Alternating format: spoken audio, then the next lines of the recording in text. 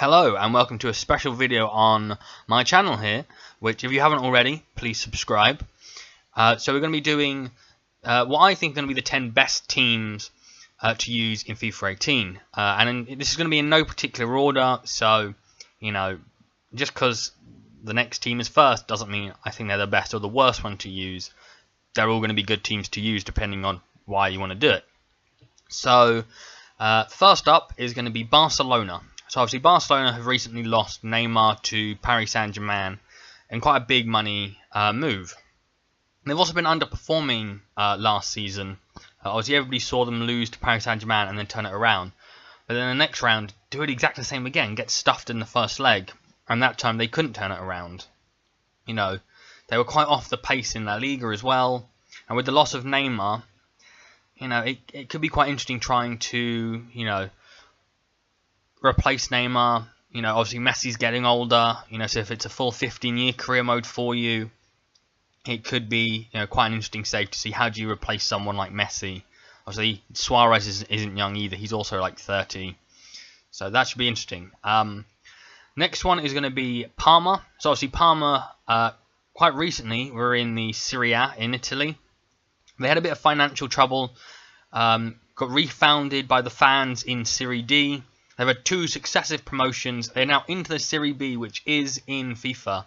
The only issue here is they may not be licensed, because obviously Serie B isn't licensed. It's in the game, but there's no badges, there's no kits, but all the players are the actual players. So that's one of the reasons why I put them on here.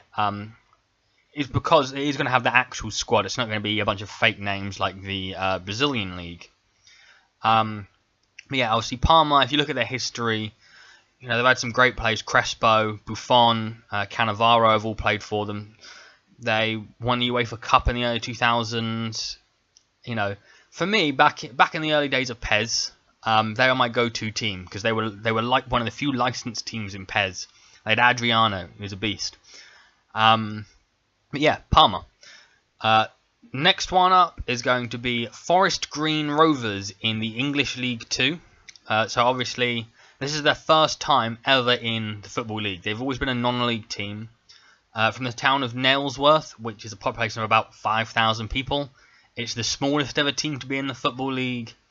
And obviously, they're a vegan club. They're the only vegan club in the world. So that's quite an interesting sort of thing to take on. You might want to, if you like to roleplay your career mode, you might, you know, say that your manager has to go vegan or whatever. You don't actually have to go vegan if you're doing this, though. You can if you want. There you go. And also, all the player faces are going to be scanned in. So your first season, you know, they're all going to have real, proper faces, which is going to be a really interesting thing in the lower leagues. Obviously, last FIFA 17, everybody played as Portsmouth because they had Fratton Park, and you'd have a real stadium from the bottom to the top, and, you know, people want that. So with Forest Green having scanned faces, I don't know if there's stadiums in it. I don't think it is. But, you know, that could be quite a fun thing to do and make them the new go-to Road to Glory team. And then we've got Tottenham Hotspur, which obviously, you know, it's going to be very interesting to do. Obviously, they're going to be playing at Wembley. And we know this is FIFA, so EA are quite lazy. They're going to play at Wembley for the entire 15 years of career mode because, of course, they are. They've got a really good squad, but they're kind of lacking in depth. So it'd be quite interesting, you know, do you try and sign players who are better than what you've got? So, you know, players like Trippier become more rotational. You know, interesting things like that could be quite fun. But they never really win anything. They've not won anything under Pochettino, despite the fact they have probably one of the best squads in the Premier League, especially in terms of that starting 11. And obviously they are perennial bottlers, as people say. You know, never win anything, always second. That's kind of what it's been like for Spurs in recent years. Playing very well, probably being one of the best teams in the league, but just not being altogether that great at winning things. Yeah, that should be interesting. Just because of Wembley really would be a good idea. You know, I always look forward to in career mode, we'll get into the Checker Trade Trophy final, you know, get to go to Wembley. It's always fun. Next up is going to be Rasenballsport Leipzig, or RB Leipzig, or Red Bull Leipzig, however you want to call them. who obviously, if you're like me, you always activate European football in your first season, even if you're not in it, because it just makes things more interesting, I think. And if you do that, and you obviously press X or square again, it will put the seeded teams that have actually qualified for the tournament in there. So if you do that and you're playing as RB Leipzig, you'll be in the Champions League first season with a good young squad. They have lots of high potential players. Obviously, people like Keita, Werner, Fosberg. They're all very good young players. Do you want to continue that? So maybe sign players like Lafont and try and keep this young squad. Do you try and sign more experienced but higher rated players at the moment for your squad? Also, they're extremely hated, which is always fun, I find, to play as a really hated team like Millwall or MK Dons or Leipzig, or teams that are just generally hated by their country, and make them amazing. It's always fun to do.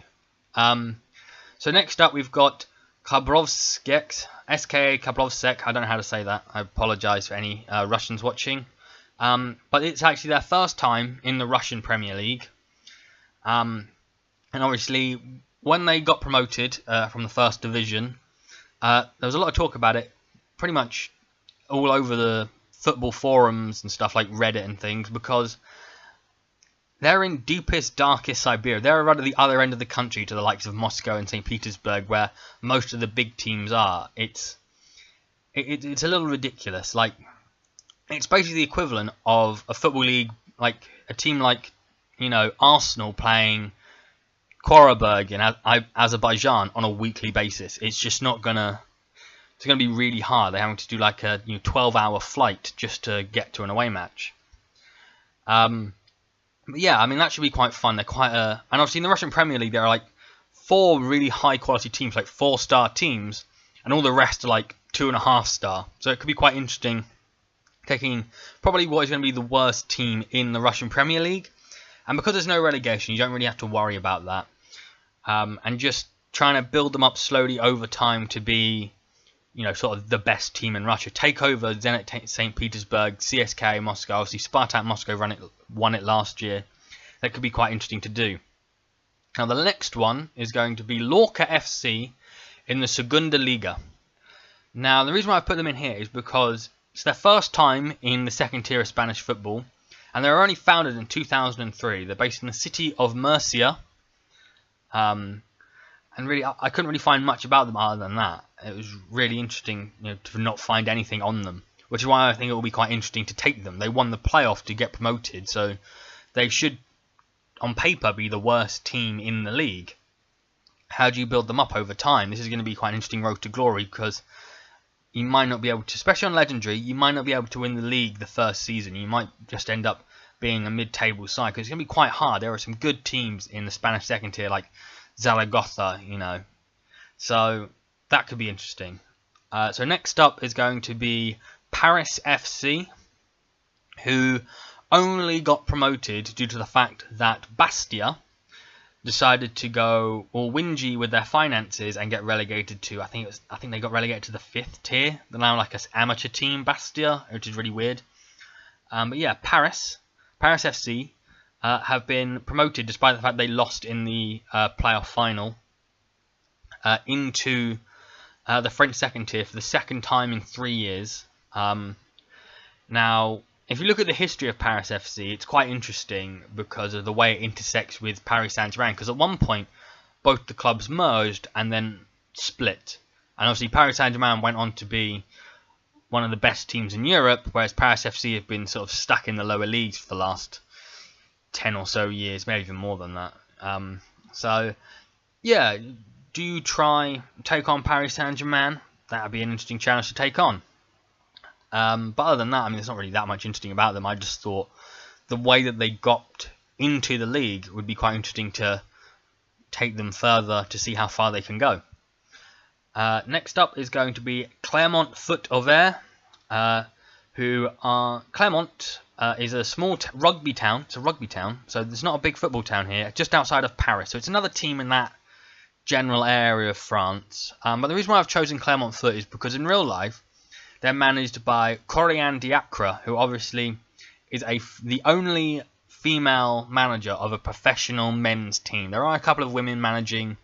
I think it was Shelley Kerr at Stirling University in the non-leagues of Scotland. Thank you, Football Manager, for that knowledge. But yeah, I think that'll be quite interesting to take on due to the fact that obviously you can't play as a female in the game as a manager. Although I don't know, that might be announced. You know, they've got female players, so they have the body type for it. And I do know that a lot of women play FIFA. That's why they added women's teams in the first place. So yeah, that could be quite interesting to take on, because obviously, like I said, Rugby Town, not really big. You'd be like very much like a Wigan Clermont Foot. Clermont Foot are like the Wigan of France, I think is the way I'm going to put that. If that's offensive to any Clermont Foot fans, I apologise. If that's offensive to any Wigan fans, I apologise. And so last on the list is going to be SC Paderborn. Now you're thinking, but they're in the third tier of German football. Yes, they are. EA have announced that the third tier of German football is going to be in FIFA 18. Then there's a good reason why they're here. 3 years ago, they were in the Bundesliga for the first time in their history. They then had 2 successive relegations and have been stuck in the 3 Liga since. This is their second season now in the third tier of German football. And it'll be quite interesting to take SC Paderborn back up to the Bundesliga after such a dramatic drop. And yeah, you know, I wanted to make it, you know, not just teams from Spain, France and England. I know that we had Leipzig in there, but we needed a bit more variety. And I think it's a good way to get people aware of the fact that the third tier of German football is in the game. And obviously Paderborn is going to be one of the big boys, so you probably will be expected to get promoted first season. So you've got to be good at the game if you're going to be taking that on, because you might get fired. That's happened to me before, like Arsenal. I got sacked before Christmas because we were sitting 4th in the league. Okay, oh well. But that's going to be it for this video. Thank you for watching. Please leave a like on the video. Comment down below what team you'll be using in your first FIFA 18 career mode. And I'll see you later. Bye-bye.